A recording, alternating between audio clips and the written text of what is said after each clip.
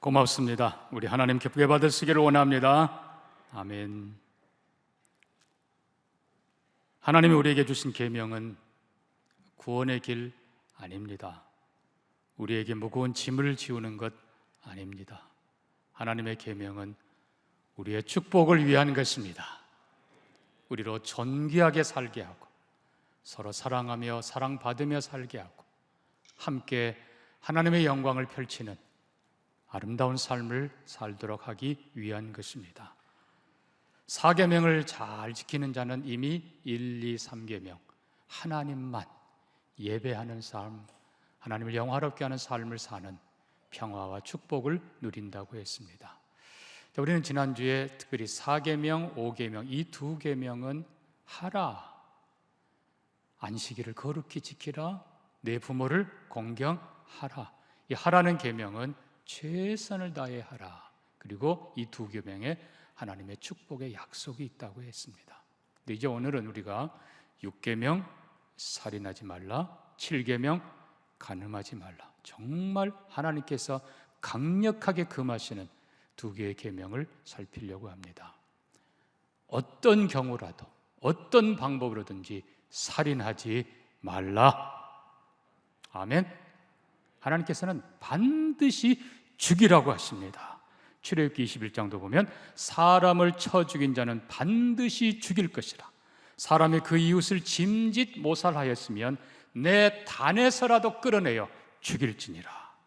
여러분, 하나님께서 하나님 앞에 가장 끔찍하고 인간 사회의 가장 악한 죄가 바로 살인이란 죄입니다.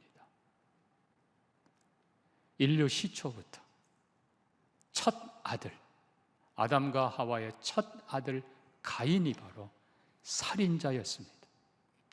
정말 하나님께서는 우리 인류를 위해서 몸서리치게 싫어하면서 너희는 절대로 살인하지 말라 강력하게 명하십니다. 여러분, 그냥 사람을 죽인 이 정도가 아니고 근본을 성경은 얘기합니다.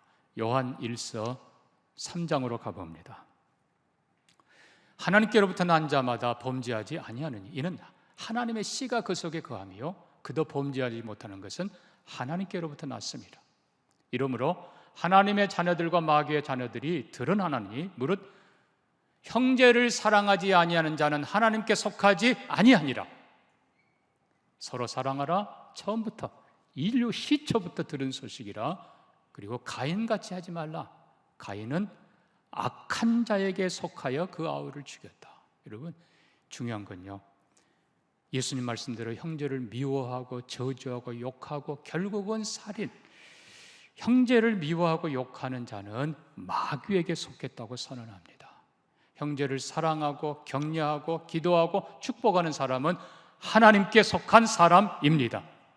여러분, 어디에 속한 사람입니까? 우리는 하나님께 속한 사람입니다. 하나님께 속한 사람은 범죄하지 아니하나니, 반대로 마귀에게 속한 자는 미워하고 그리고 시기하고 결국은 못 견디고 마귀에게 조종을 당해 살인을 하게 된다는 것입니다. 그래서 결국요, 살인, 미워하고 싫어하고 살인하는 그 사람은 마귀에게 속한 사람, 마귀를 닮아가는 사람이라는 것입니다. 자, 7계명은 하나님께서 정말 싫어하는 계명입니다. 왜요? 가나안 땅의 풍습이 그랬습니다.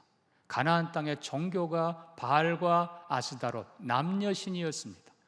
그러니까 이 가나안 땅의 종교 자체가, 의식 자체가 비를 내리게 하기 위해서 땅에서 남과 여가, 제사장과 하여튼 그런 짓들을 하는 거예요. 그럼 하늘에 있는 신들이 자극을 받아서 그 짓을 하면 비가 내린다는 거예요.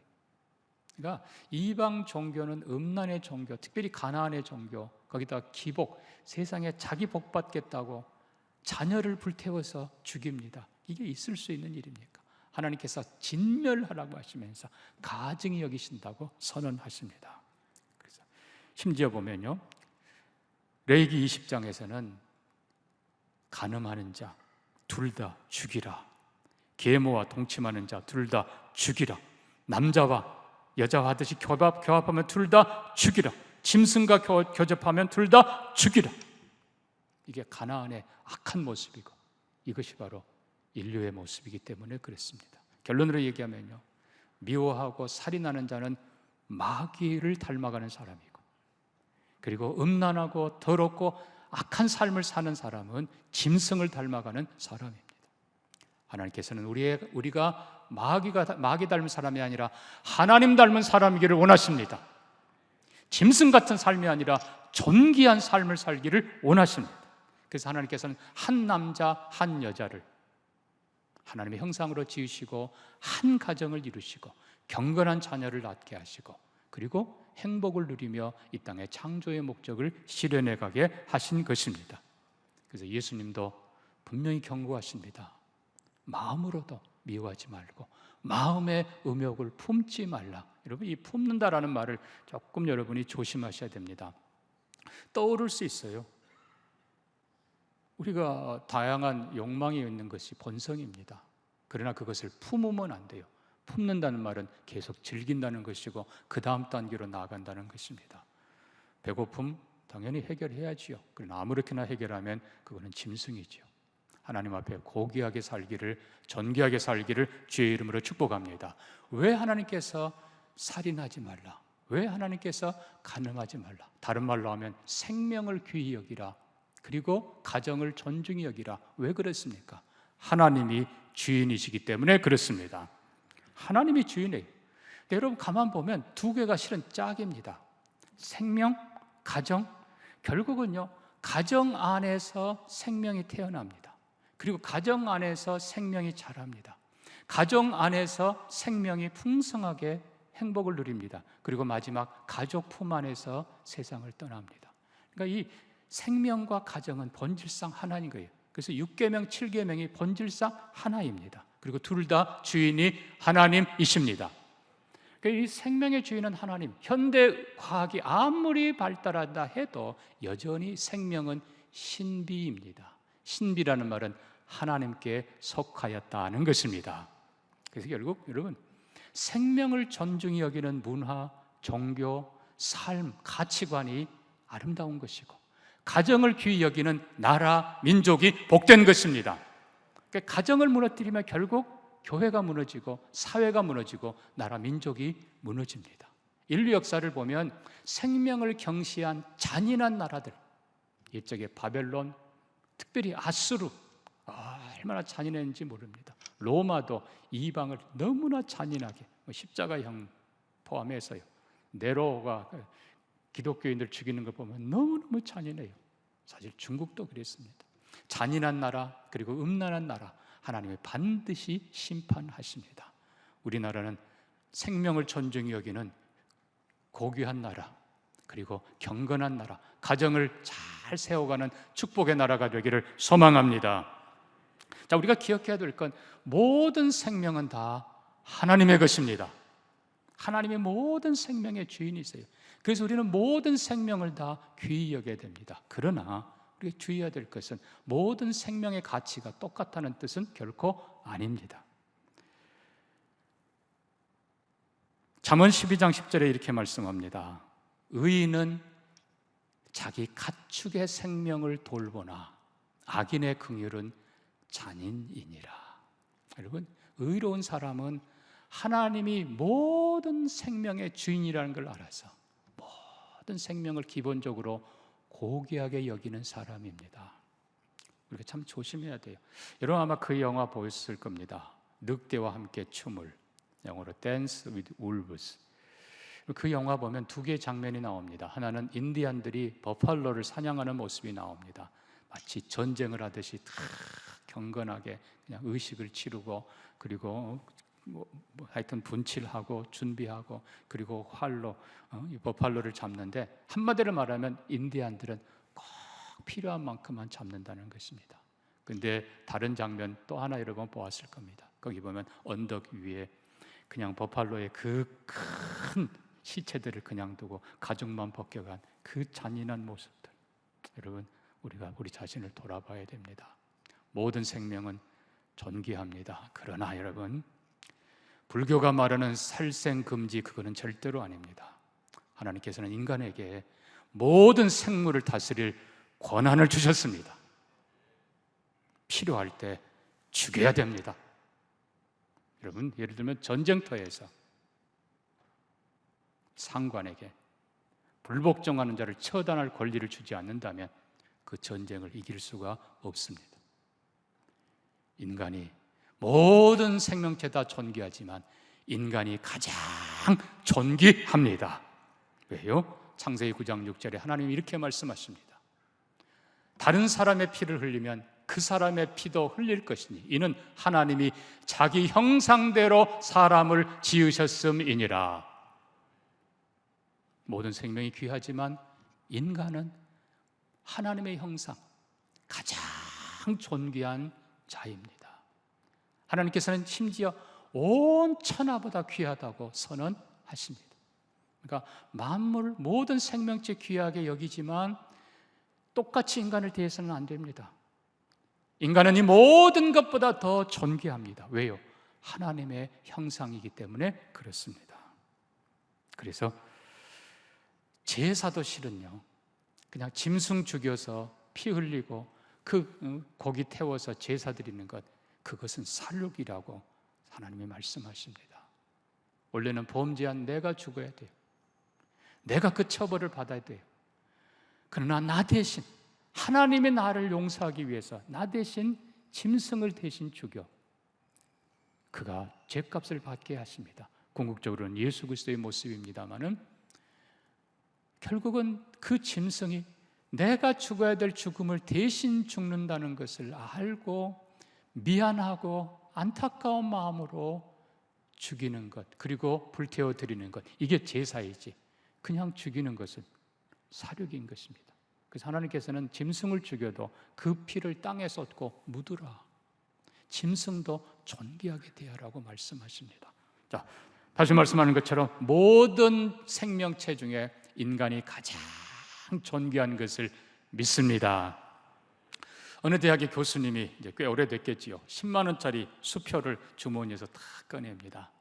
이제 대학교 1학년생들이에요.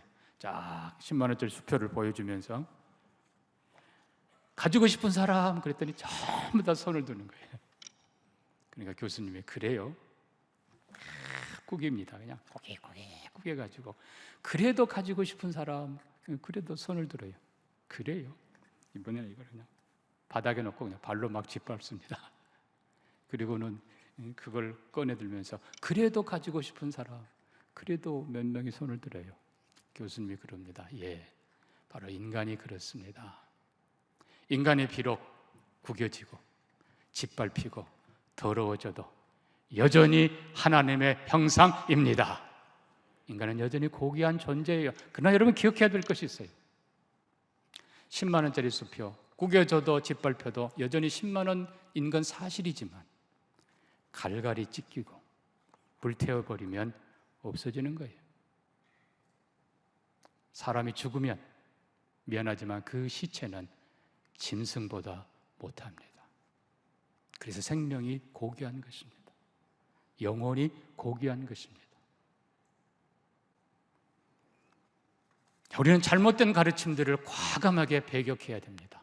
아까 말씀드린 대로 모든 생명이 다 귀하다, 살생금지, 아주 그냥 고상한 말 같지만 아니에요. 그거는 인간의 가치를 짐승의 수준으로 낮추는 것입니다. 인간은 이 땅의 모든 생명 합한 것보다 더 존귀한 존재입니다. 진화론? 원숭이에서 사람이 됐다고요? 결국은 인간의 가치가 원숭이밖에 안 된다는 거예요. 하나님의 형상입니다. 결국은 인간의 가치를 끌어내리는 것이 이 세상의 모든 종교요, 철학이요, 과학이요, 가르침이에요. 아니요, 성경은 분명히 선언합니다. 인간은 하나님의 형상이라. 결국 불교에서는 또 산 거나 죽은 거나 마찬가지라고요. 아니요, 말씀드린 대로 죽은 시체는 미안하지만 아무것도 아닙니다. 환생설, 결국은 이것도 뭐 선을 행하면 그 다음에는 뭐 더 좋은 존재로 사람으로, 그거 다 거짓말이고 그건 있을 수 없는 얘기입니다. 인간의 가치를 낮추는 것입니다. 인간의 가치는 여전히 하나님의 형상입니다. 여러분, 기록에 보면 나치 독일이 유대인들을 그렇게 학살을 하는데 심지어 포로 수용소에서 명령이 나온답니다. 오늘은 50명 죽여라. 그런데 여러분, 이 독일 병사들에게 사람을 죽이라고 명령할 때 이렇게 얘기한다는 거예요. 독일, 그러니까 결국 독일인은 인간 중에 가장 아리안족이 가장 우월하다는 것이죠. 유태인들을 비하하다가 어디까지 가는가? 죄송합니다만 쥐새끼라는 표현을 씁니다. 그들은 쥐새끼들이다. 그들은 짐승들이다. 어떨 때는 사람을 풀어주고 뒤에서 총으로 쏩니다. 그 놀이가 토끼 사냥입니다. 사람을 짐승처럼. 아니에요. 사람은 하나님의 형상입니다. 그 어떤 것으로도 사람의 가치를 낮춰서는 안 됩니다. 그래서 우리는 말씀드린 대로 아까 6, 7계명이 결국 본질상 하나라고 그랬어요. 생명이 가정에서 태어나요. 그래서 6계명 살인하지 말라, 7계명 간음하지 말라, 결국 가정을 소중히 여기라. 이게 본질상 하나인데 이게 부정적으로 가도 똑같아요. 고대 역사를 보면 이 간음과 살인은 항상 같이 가요. 극단적인 표현으로 하면 음란한 그런 가정, 음란한 그런 관계에서 태어난 자녀들, 결국 그 자녀들이 불행한 것이고 결국 그 자녀들을 불태우고 그 자녀들을 비참하게 죽이는 것입니다. 자, 우리는 긍정적으로 이 세 계명을 같이 봐야 됩니다. 첫 번째는 부모를 공경하라. 성경은 네 늙은 어미를 공경하라. 늙고 병든 어머니, 아버지를 공경할 줄 아는 사람은 다른 사람의 생명도 귀하게 여기는 사람입니다. 생명을 귀하게 여기는 사람은 결국 가정을 소중히 여기는 사람입니다. 그래서 5계명과 6계명, 7계명은 본질상 하나로 묶어지는 것입니다. 한 걸음 더 나가서 5계명, 6계명, 7계명 속에 우리는 삼위 하나님의 모습을 보게 됩니다. 여러분, 5계명은 내 부모를 공경하라. 결국 하나님께서는 보이는 부모를 공경하지 아니하는 자는 보이지 않는 하나님을 경외할 수 없느니라.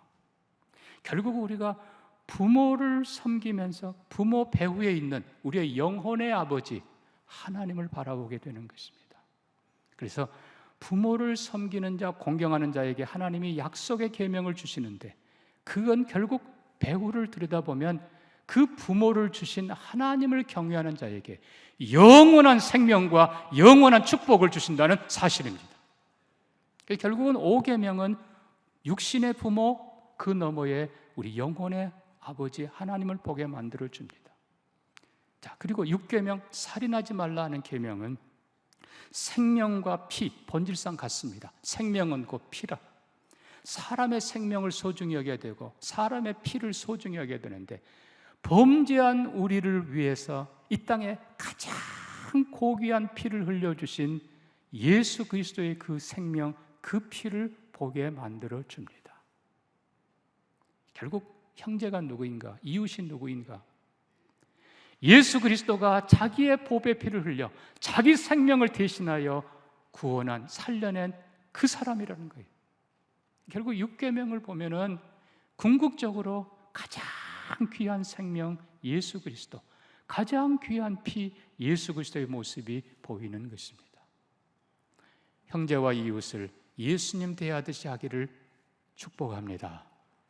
축복합니다. 자, 7계명은 결국 보면 간음하지 말라. 말씀드린 대로 가나안 땅에 너희는 약속의 땅에 들어가면 이렇게 살아라. 그리고 주신 계명이라고 그랬어요. 그 약속의 땅 당시에 가나안 사람들은 음란과 부패요, 종교가 그랬고 삶이 그랬고 아까 레위기 말씀한 대로 근친상간에 심지어 짐승과의 온갖 더러운 것이 가득한 그 세상 속에서 너희는 그렇게 살면 안 되고 너희는 거룩하게 살아야 된다. 결국은 거룩하게 살도록 도우신 분이 누구예요? 성령님이십니다. 결국 5계명을 통해서 우리는 하나님 아버지를 알게 되고 6계명을 통해서 예수 그리스도를 보게 되고 7계명을 통해서 성령을 보게 됩니다. 하나님을 아버지라 바로 섬기는 우리가 되기를 바랍니다. 그리고 그 약속의 아버지가 주시는 영원한 생명, 그리고 예수 그리스도 그 고귀한 피, 그리고 성령의 도우심을 따라서 사람답게, 존귀하게, 경건하게, 행복하게 사는 우리가 되기를 소망합니다. 한 걸음 더 가서 보면 또 5계명, 6계명, 7계명은 이게 본질상 하나라고 했어요. 그 말은 결국은 부모님이 계시기에 5계명, 내가 있습니다. 6계명, 형제가 있기에 내가 있습니다. 7계명, 가족이 있기에 내가 거기 함께 있습니다. 결국은 함께 사는 세상입니다. 하나님께서는 인간을 지으실 때 온전하게 지으시지 않으셨어요. 처음부터 하나님은 반쪽으로 지으셨어요.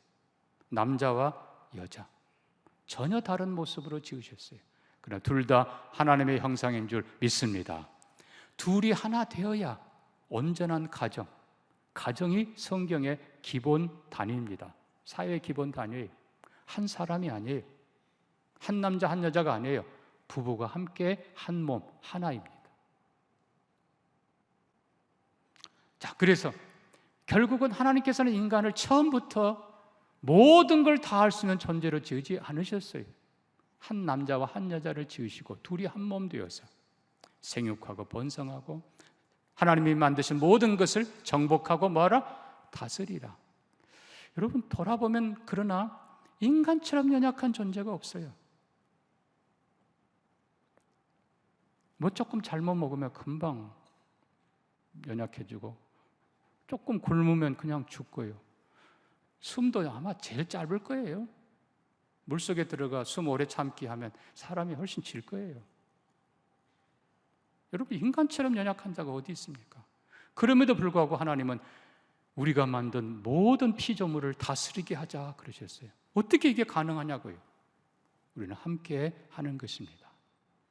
부모와 자녀가 함께 하는 것입니다. 아멘이 없는 거 보면 참, 부모와 자녀가 함께 하는 것입니다. 부모의 지혜와 자녀의 용기가 함께 하는 것이, 남편과 아내가 함께 하는 것입니다. 형제가 있어 내가 있는 거예요. 남편과 아내가 서로 존중하며 서로 협력하는 것이 인간입니다. 그 사람은 인간, 사람 사이 함께. 여러분 짐승은 얼마나 오래 버티는지 몰라요. 웬만한 짐승들은 우리보다 덩치가 훨씬 더 큽니다. 훨씬 더 잘 달려요. 훨씬 더 오래 살아요. 어떤 사람이 독사를 한 마리 잡아서 술을 담궜다나요? 한 6, 7개월 후에 어떻게 됐나 하고 뚜껑을 여는 순간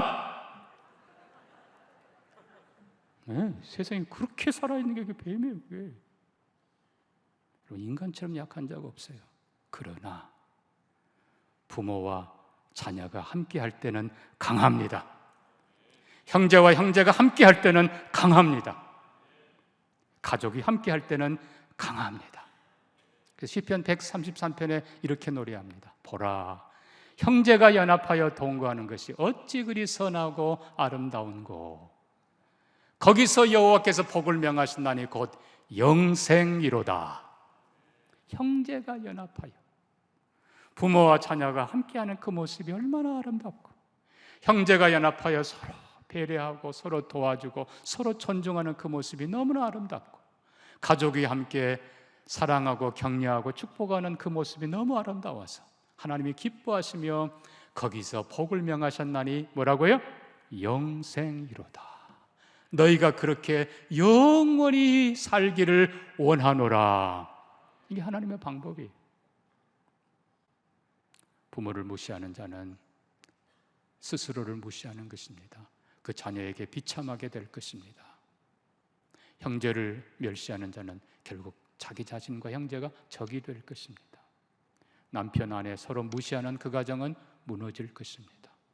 존귀하게 대하는 우리가 되기를 바랍니다. 그래서 어떤 분이 이런 글을 썼습니다. 함께라서 아름답지 않은가?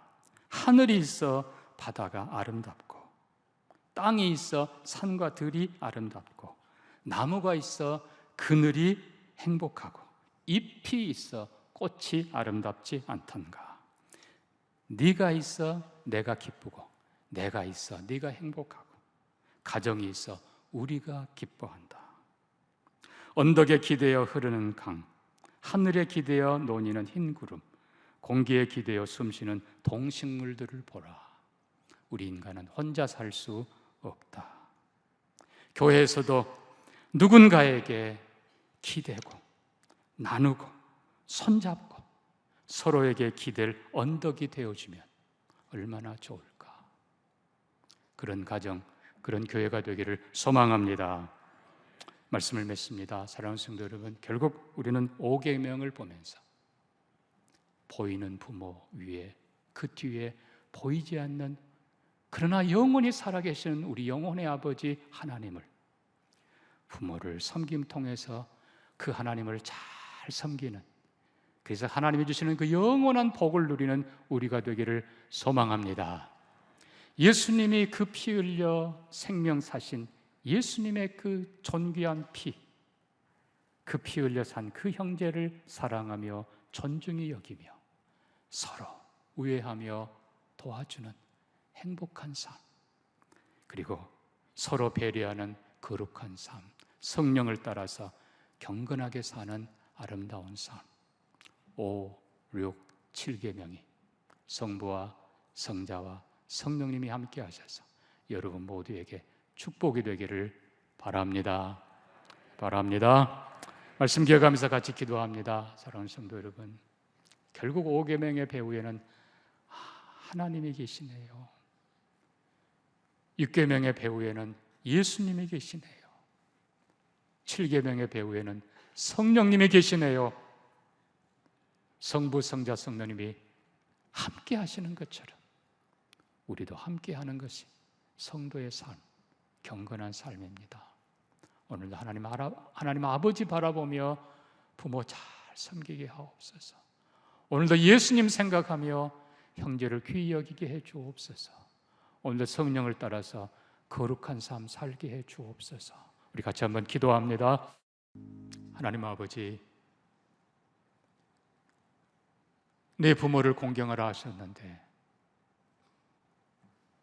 부모님 배후에 계시는 하나님을 보게 해 주옵소서.